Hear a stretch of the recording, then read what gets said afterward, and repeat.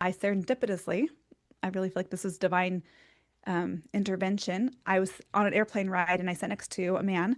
He asked what I did for a living. When I told him that I was a ICU nurse going to grad school, the color just dropped from his face. And he started to tell me about his time in the ICU. Now, he was in like his mid to late 40s, seemed healthy, so I was surprised to learn that he had been in the ICU, but it could be anybody.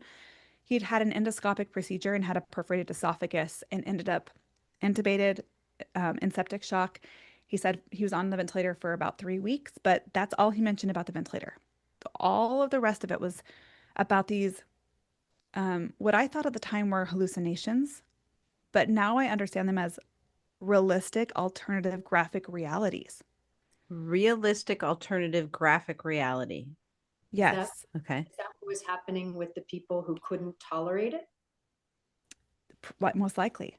So I didn't, I was still trying to piece this together. And as I'm listening to them, I say, oh, it sounds like you had ICU delirium.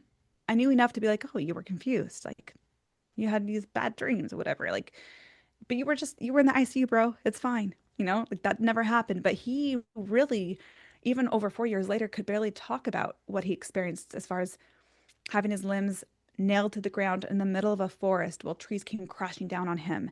And demons were coming out of the sky. And there were a lot of things that he alluded to that he still couldn't talk about. And that's why I'm like, it didn't actually happen. Why are you so upset? I mean, it was a bad dream, but you're alive. It's We like, did our job. you know what I mean? Like a bad trip. It was a bad, bad trip. And he said that recovery was really bad. I mean, we're learning how to sit, stand, walk, swallow. All those things he lost during that short period of time in the ICU was really painful and difficult. But the worst part of it was that every time he closed his eyes, he would be lost back into those alternate realities. He was right there back in that forest, trying to get away and unable to get up, which, is probably restraints, pinned down in the middle of the Yeah. forest. I mean, these are real, his environment he was sensing, but trying to make sense of it turned into something much more traumatic. But every Oh my time, gosh. And so he was trying to stay awake, to stay yes, out of that alternative reality. And yes, so he would struggle to stay awake. And it was interpreted as, oh, you're not tolerating the vent. More snow. more. I Yeah. can only imagine, right? So he was there for, over 3 weeks in that ICU, but if he'd been in a wake and walking ICU, how long? Like how long was he continually sedated and still on the ventilator because of the delirium? It's hard to know. And I didn't know enough at the time to ask him more questions, right? He mentioned that he couldn't go back to work. I obviously had terrible PTSD, but I also wondered, did he have cognitive impairments, which we know happens from these drugs and from delirium? Did he have a brain injury that made him lose his career in his 40s? Mm. Again, I didn't know that. And I thought this is crazy, but it's probably so rare. I had worked in 11 ICUs for 6+ years.